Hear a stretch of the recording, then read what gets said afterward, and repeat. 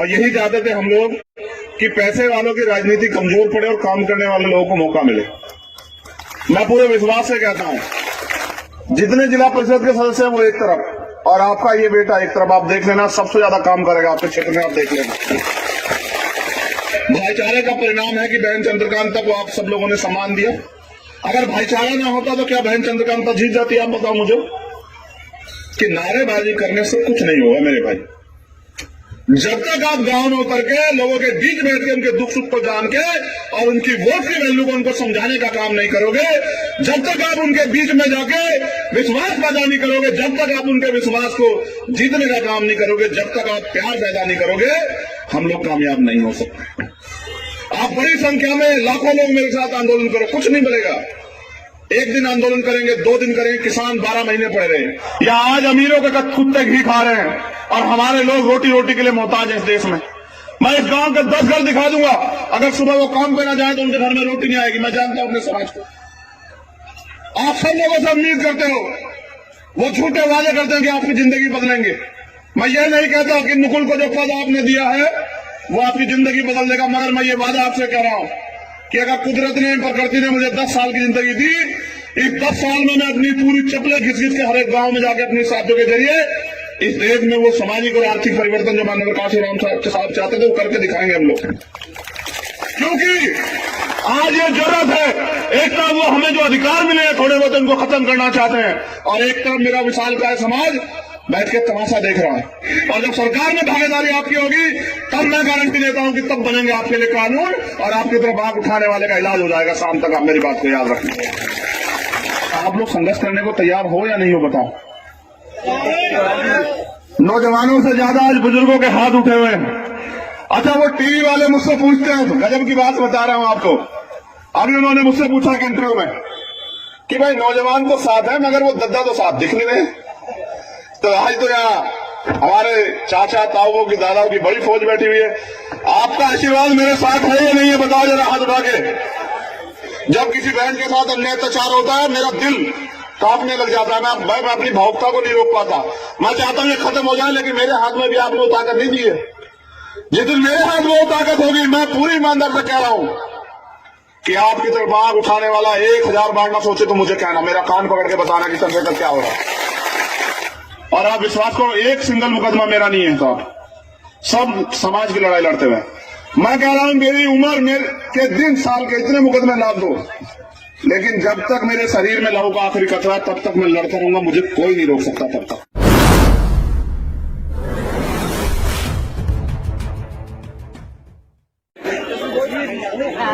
आप यहाँ बोलोगी मैं ना?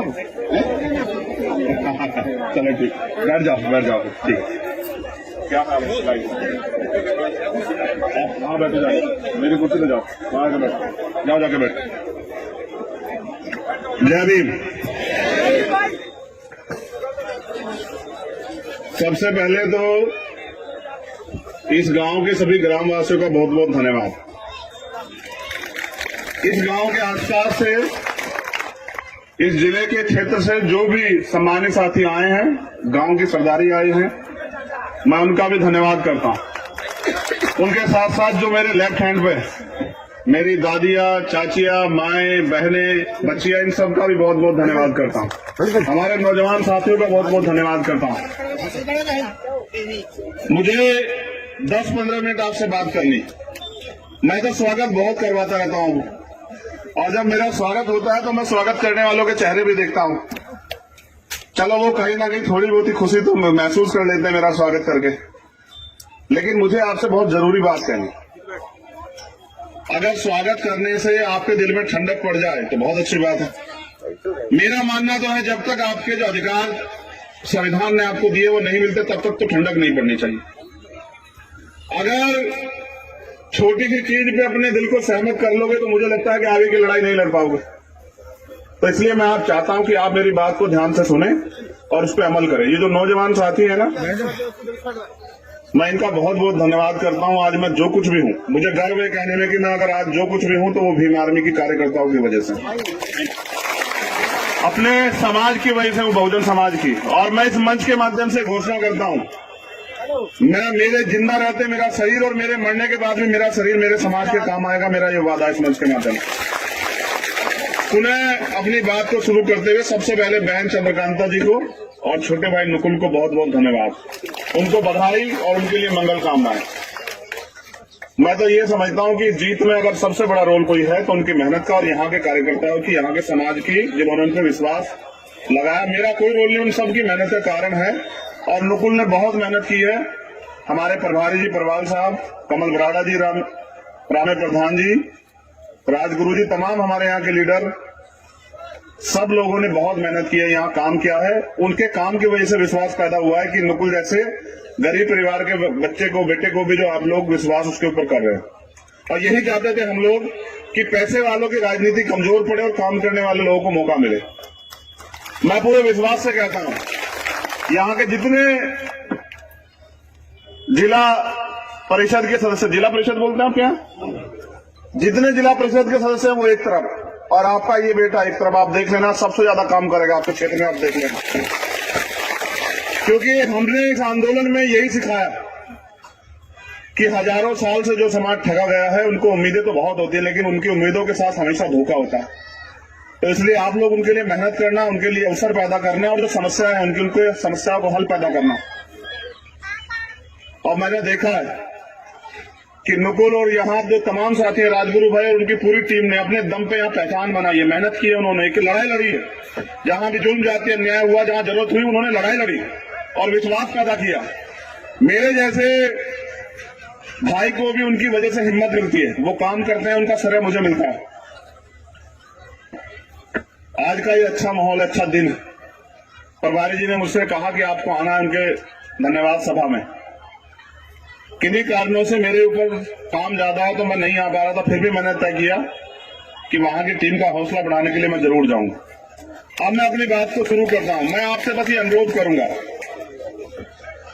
कि आपको मेरी बात अच्छी लगे बुरी, बस आप ताली ना बजा के मेरी बात को सुनो।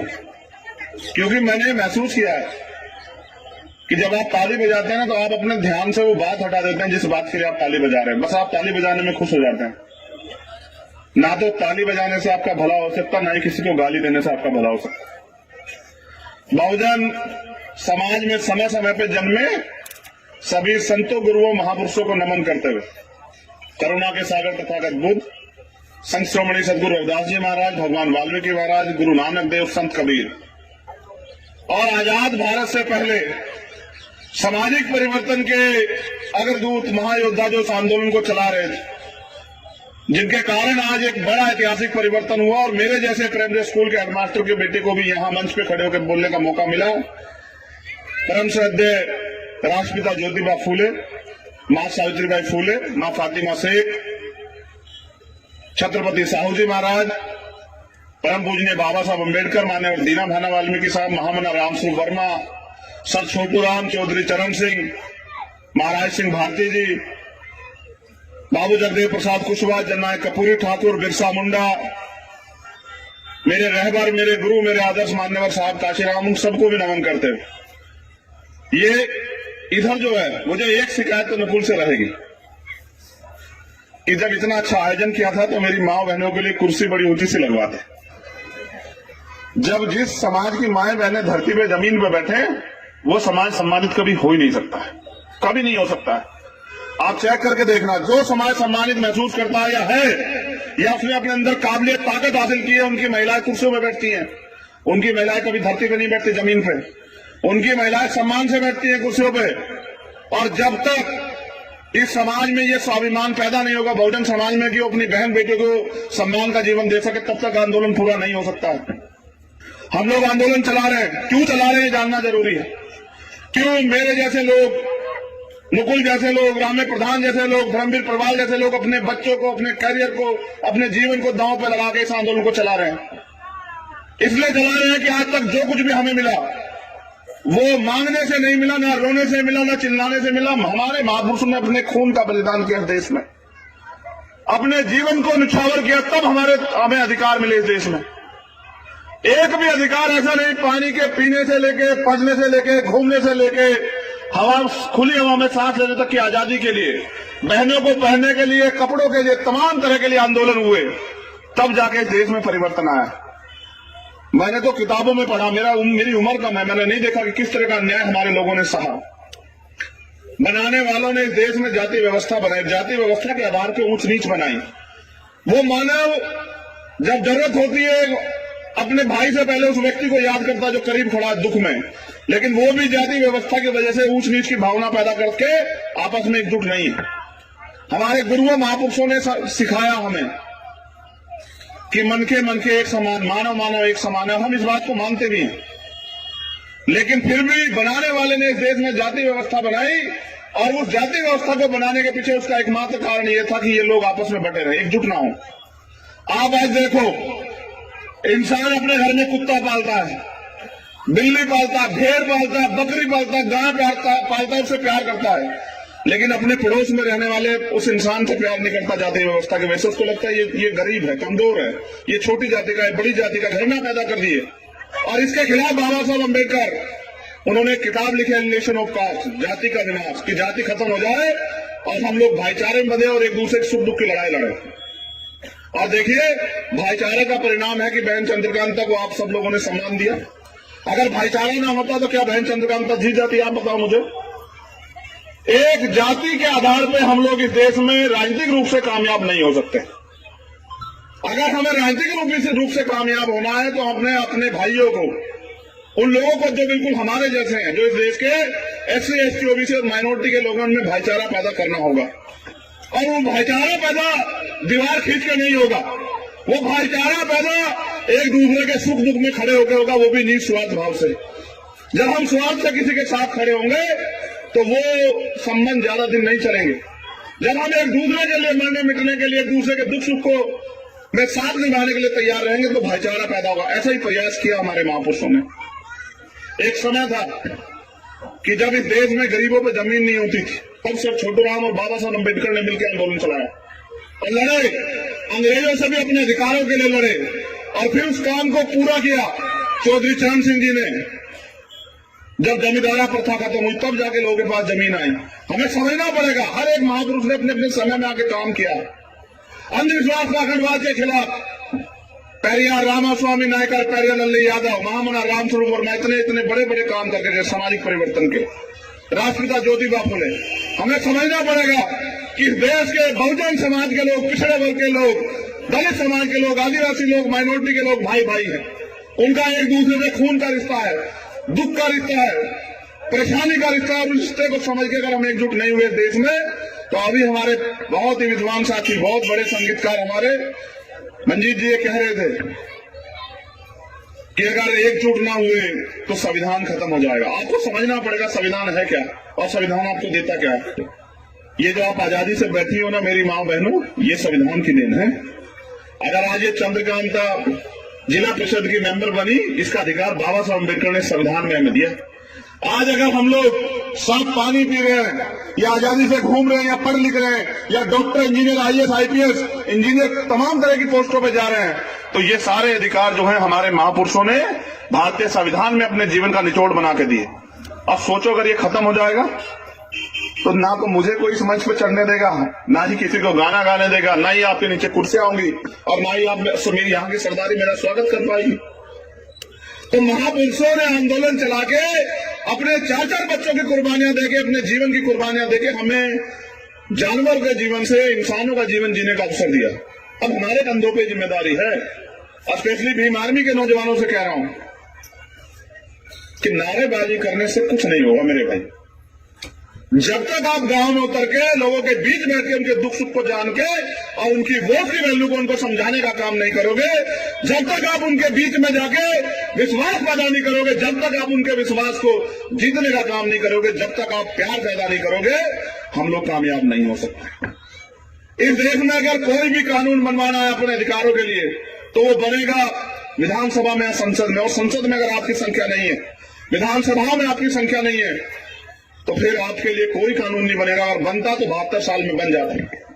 आज जिन चीजों से आप परेशान हैं, जमीन नहीं है, रोजगार नहीं है, महंगाई से निजात नहीं मिल रही है, भ्रष्टाचार चरम पे है, अच्छी पढ़ाई नहीं हो रही, अच्छा इलाज नहीं हो रहा, ये पैदा कहां से होगी? ये मिलेगी कहां से आपको? सड़क पे आग लगाने से? आप तो कोरोना काल में इतनी बड़ी संख्या में मरे मजदूर, किसान सुसाइड कर रहे हैं, तो क्या आपके दुख को किसने देख के आपके लिए कुछ छोड़ा क्या? आप बताओ कोई आपके इस दुख में आपके दुख को देख के आया हो कि नहीं साहब आपके साथ परेशानी, आपके लिए कानून बनाते हैं, आपको ठीक सुविधा मिलनी चाहिए। ये जो तमाम लोग बैठे हैं जो चुनाव के समय आपके अपने होने का नाटक करते हैं, यही चुनाव के बाद आपके हिस्से के अधिकारों को लूटने का, खत्म करने का काम करते हैं देश में। बड़ी मेहनत से बाबा साहब अम्बेडकर और माननीय काशीराम साहब के कारवा को हम लोग अपने कंधों पे यहां तक लेके आए और यहां तक नहीं लेके आए, आगे तक ले जाना चाहते। कहां तक?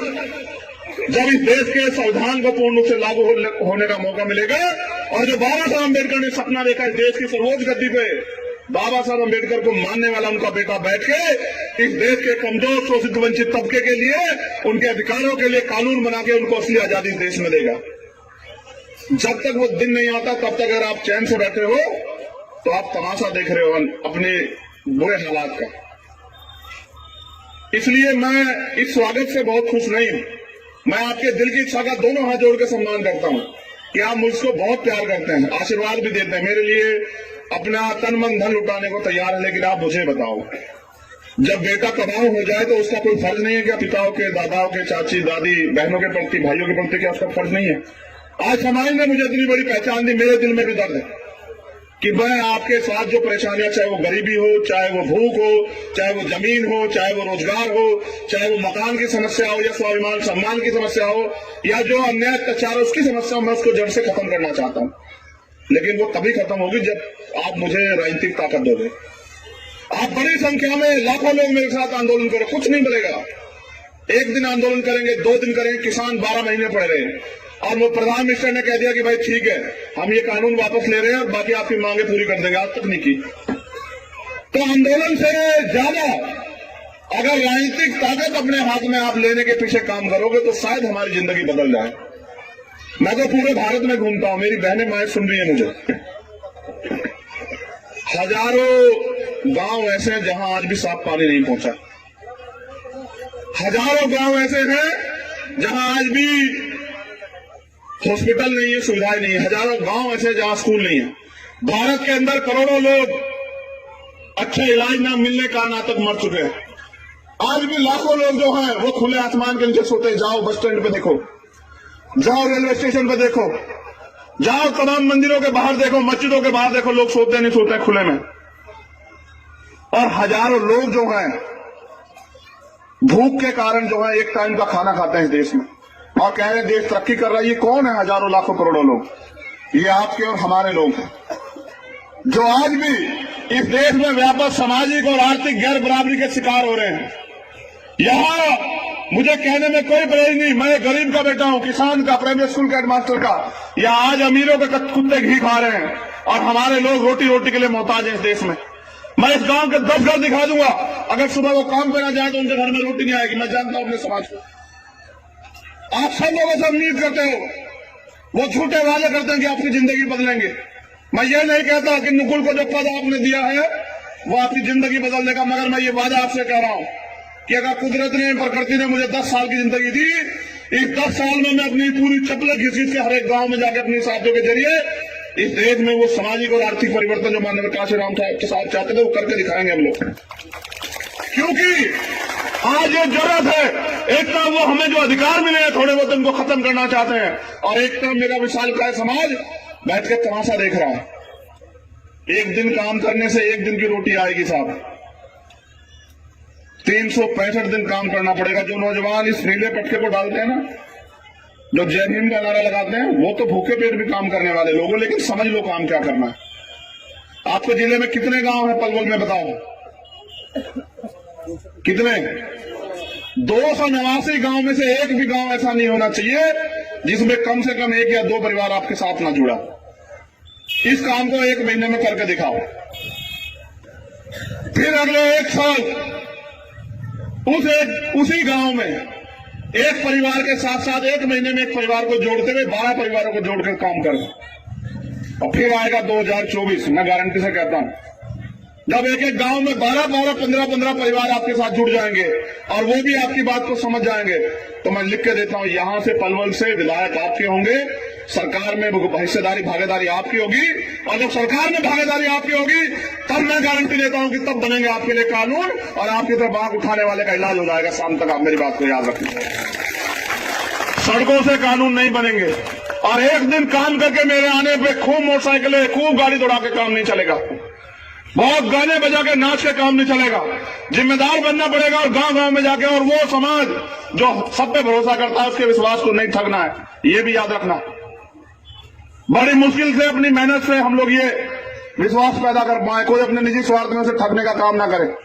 मैं यहाँ के लीडरशिप से बिल्कुल साफ तौर पर कह रहा हूं कि बड़ी मुश्किल से संघर्ष करके 16 महीने जेल काट के हमने विश्वास पैदा किया और पीठ भी दिखाई आज तक समाज के लोगों को, चाहे किसानों का मामला हो, चाहे सीए का मामला हो, चाहे दिल्ली में गुरु घर टूटा उसका मामला हो, चाहे कोई पूरे देश में अन्य अत्याचार हो। मैं भी राजस्थान की सीमा मिलती है बहुत करीब, और मैं भी राजस्थान के 3-4 आंदोलन करके आया, उनको भी ये समझा रहा हूं। आप सब लोगों ने देखा होगा जितेंद्र मेघवाल को मूछें रखने पर हत्या होती है। आपने देखा इंदर मेघवाल को मटकी से पानी पीने पर आजाद भारत में हत्या हो जाती है। और आपने देखा होगा ओम प्रकाश रैगर ने सुसाइड किया, ये लिख के कि मेरे परिवार को न्याय दिलाना, ये सरकार न्याय देना चाहती तो कभी के न्याय दे देती है। तो तमाशा देखने आपकी लाशों का, और आप भी तमाशा दिखा रहे हैं। इनकी चिकनी चुपड़ी बातों में आके काम करने वाले लोगों को छोड़ देते हो और थोड़े बहुत शराब पैसे के अवसर पे इनके साथ हो जाते हो। बताओ अपनी आने वाली पीढ़ियों का इलाज कर रहे हो नहीं कर रहे हो आप? वो दो धारी तलवार है, आपने अगर दुश्मन को दी तो आपका इलाज करेगी, और अगर अपने व्यक्ति को दी तो आपकी परेशानियों का इलाज करेगी। आपको तय करना पड़ेगा। मैं तो आता रहता हूं फरीदाबाद में, मैं तो आता रहता हूं पलवल में, मैं तो घूमता रहता हूं हरियाणा में, और हमारे प्रदेश संयोजक कमल ग्रावा जी, धर्मवीर जी और यहाँ की लीडरशिप तमाम काम करती है। लेकिन मैं आपसे कह रहा हूं, क्या आप गुलामी की जिंदगी में जीना चाहते हैं या अपनी जिंदगी बदलना चाहते हैं? मुझे हाथ उठा के बताइए आप लोग। अगर बदलना चाहते हैं, ये छोटी बच्ची कोई बोली है कि बदलना चाहते हैं, उसको उम्मीद किससे है? उसको उम्मीद है आप सब लोगों से, जिनके गले में नीले पटके डले हुए, जो यहाँ मोटरसाइकिल से 3-3, 4-4 लोग बैठ के घूम रहे हैं, उनसे उम्मीद है। आखिर अकेले चंद्रशेखर से उम्मीद नहीं है भाई। वो तो तुम में भी चंद्रशेखर को देखते हैं। जब तुम नीला पटका पहन के घूमते उनको लगता है यही है चंद्रशेखर। तो उनकी उम्मीदों को पूरा करने के लिए संघर्ष का समय आ गया है। आप लोग संघर्ष करने को तैयार हो या नहीं हो बताओ? नौजवानों से ज्यादा आज बुजुर्गों के हाथ उठे हुए हैं। अच्छा, वो टीवी वाले मुझसे पूछते हैं, गजब की बात बता रहा हूं आपको। अभी उन्होंने मुझसे पूछा कि इंटरव्यू में कि भाई नौजवान तो साथ है मगर वो दद्दा तो साथ दिख नहीं रहे। तो आज तो यहाँ हमारे चाचा ताऊओं की दादाओं की बड़ी फौज बैठी हुई है। आपका आशीर्वाद मेरे साथ है या नहीं है बताओ जरा हाथ उठा के। या फिर मुझे बताओ कि आपके खून में कोई कमी है, आपकी लड़ाई कुछ कमजोर छोड़ी हो तो बताओ। देखो, आपने सबको अवसर दिया है, बड़े बड़े पैसे वालों को, ताकतवर लोगों को। मैं आपका खून आपसे ये अवसर मांगता हूं कि आपने सबको आजमाया। मैं रोज रोज नहीं आ सकता हूं, मेरे कंधों में आपने बहुत बड़ी जिम्मेदारी के दी। जब किसी बहन के साथ अन्याय अत्याचार होता है मेरा दिल कांपने लग जाता है। मैं अपनी भावुकता को नहीं रोक पाता। मैं चाहता हूं ये खत्म हो जाए, लेकिन मेरे हाथ में भी आपने वो ताकत नहीं दी है। जिस दिन मेरे हाथ में वो ताकत होगी, मैं पूरी ईमानदार से कह रहा हूं कि आपकी तरफ आग उठाने वाला 1000 बार ना सोचे तो मुझे कहना, मेरा कान पकड़ के बताना कि चंद्रशेखर क्या हो रहा है। लेकिन मैं अपने नौजवान भाइयों से भी कह रहा हूं कि पढ़ाई लिखाई करो खूब जम के, लेकिन रोजगार तो सरकार नहीं दे रही है। रोजगार कहां से मिलेगा? रोजगार तब मिलेगा जब रोजगार देने वाली आपकी ताकत बनेगी। देखो, ये लोग मेरे पीछे लगे हुए, मैं कहना नहीं चाहता था इस बात को, लेकिन आपसे कह रहा हूं, ये लोग मेरे पीछे लगे, कहीं से किस तरह आदमी फंस जाए। मैं वकील आदमी, इनसे कहां फंस रहा हूं बताओ? मैं तो इन्हें पूरी संघ की पूरी तिकड़ी को फंसा के ना फंसू, लेकिन याद रखना, क्योंकि लड़ाई बड़ी लंबी है। अगर स्वाभिमान सम्मान की जिंदगी चाहते तो कीमत चुकाने के लिए तैयार रहो। मैं यहां पैसा कमाने नहीं आया, विधायक एमपी बनने नहीं आया, कोई गाड़ी बंगला खरीदने के लिए नहीं आया, कोई फार्म हाउस बनाने के लिए नहीं आया। ये सब काम आप पूरी ईमानदार से बताना सीनियर लोग। अगर मुझे एमपी एमएलए बनने का होता तो ये आंदोलन क्यों चलाता? किसी भी दल में शामिल होकर एमपी एमएलए बन जाता। बताओ, मेरे लिए मुश्किल था क्या कोई? आप बताओ, तमाम लोग जितने बैठे हो, क्या मेरे लिए इतनी पहचान बना के एमपी एमएलए बनना मुश्किल है क्या? बताओ। किसी के भी विचारधारा के साथ खड़ा हो जाता, लेकिन मैंने बाबा साहब अम्बेडकर की विचारधारा को चुना, क्योंकि मैं ये समझता हूं कि ये जिम्मेदारी हमारी है, अपने दादा अपने पिताओं के अधूरे काम को पूरा करने की। बताओ, बेटे की जिम्मेदारी होती है नहीं होती? बताओ। अगर पिता एक मकान अधूरा बना के छोड़ गया है तो एक लायक बेटे की जिम्मेदारी है नहीं कि उस मकान को पूरा करे, बताओ, या फिर उस मकान की ईंट भी बेच दे, बताओ लायक होगा पूछ दो, उस मकान की ईंट बेच देगा, नालायक होगा, बताओ। ये क्योंकि घर चलाती है ना, ये सब जानते। तुमसे भी कह रहा हूं, मैं रोज रोज नहीं आ सकता, मेरी शक्ल देख लो, मैं रोज रोज, मेरे ऊपर बहुत जिम्मेदारी है। अगर कोई अन्याय हुआ तो सबसे पहले आऊंगा, लेकिन आपसे भी उम्मीद करता हूं कि अब तो अपने बेटे की तरफ नजर इनायत करो, अब तो अपने भाई को ताकत दो। अब तो सोचो, अगर आपके लिए आप लड़ने वालों को ताकत नहीं दोगे तो फिर कौन खड़ा हो पाएगा, बताओ। इतने मुकदमे लाद रखे सरकार ने मेरी पीठ पे। अभी जब मैंने एक काउंटर एफर्ट दे दिया यूपी वाले 31 मुकदमे भेजे, और जैसा आप कहा कि साहब देखो कई मुकदमे बेलिए तो क्रिमिनल आदमी है, और आप विश्वास करो एक सिंगल मुकदमा मेरा नहीं है साहब, सब समाज की लड़ाई लड़ते हुए। मैं कह रहा हूं मेरी उम्र मेरे के दिन साल के इतने मुकदमे ला दो, लेकिन जब तक मेरे शरीर में लहू का आखिरी कतरा है तब तक मैं लड़ता रहूंगा, मुझे कोई नहीं रोक सकता तब तक। जिस दिन नहीं रहूंगा उस दिन इस लड़ाई को आप लोग संभाल लेना, लेकिन अभी साथ दो। तो जो फोटो खिंचवाने में प्यार जताते हो ना, वो काम करने में जताओ, तब तो मुझे भी आनंद आए। कोई ऐसा एक भी नौजवान साथी नहीं जो काम करता मैं उसका नाम ना जानता हूं। एक हमारे पूर्व अध्यक्ष जी खड़े थे, अभी यहाँ मैं उनको देख रहा था, उधर खड़े थे। और आज जब मैं आया था, कहाँ है अध्यक्ष जी? वो पूर्व के अध्यक्ष जी, हमारे जिला अध्यक्ष जी बहुजन समाज पार्टी में थे, कहाँ है? हरदयाल जी कहाँ है? हाँ, वो वहां खड़े थे, मैंने देखा। देखो मैं बताता हूँ प्यार किसे कहते हैं। वो आज अपने बेटे के लिए गाड़ियां हटा रहे थे। वो इतना सीनियर आदमी, हमसे पुराना इतना आदमी, वो गाड़ियां हटा रहा था कि भाई रास्ता छोड़ो, हमारा नेता आ रहा है। इस प्यार की कीमत समझते हैं आप? ये पैसे में नहीं मिलता है, ये कमाया जाता है, और भीम आर्मी ने कमाया।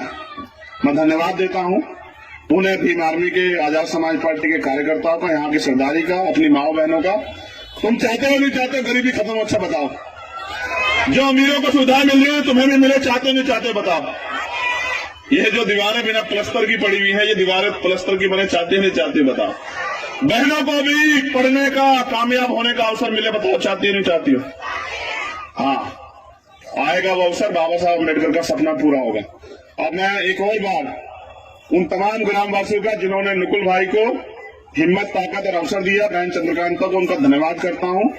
और आपसे वादा करता हूं कि अभी आपने एक आदमी को ताकत दी, आप ज्यादा आदमी को ताकत देते तो जिला पंचायत का जो परिषद का अध्यक्ष भी हमारा होता, फिर तुम सारा बजट अपने लोगों के काम में लगवा देते तत्काल। तो अभी तो आपने एक आदमी जिताया, अगली बार ज्यादा लोग जिताना। अच्छा, ये 3 ब्लॉक समिति मेंबर हैं। Shrimati Kajal, wife of Vicky, ward number 5 है क्या यहाँ पे? अच्छा, ये यहाँ आ जाओ। और धर्मेंद्र भाई है वार्ड नंबर 4 से, और लाला भाई है गांव फुजवारी से। लाओ लाओ, इनको भी माला पहनाएंगे, लाओ जल्दी लाओ।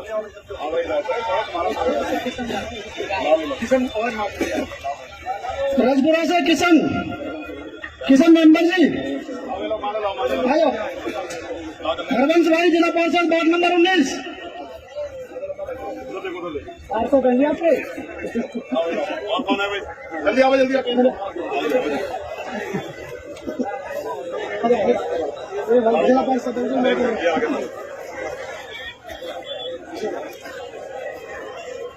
जिला पार्षद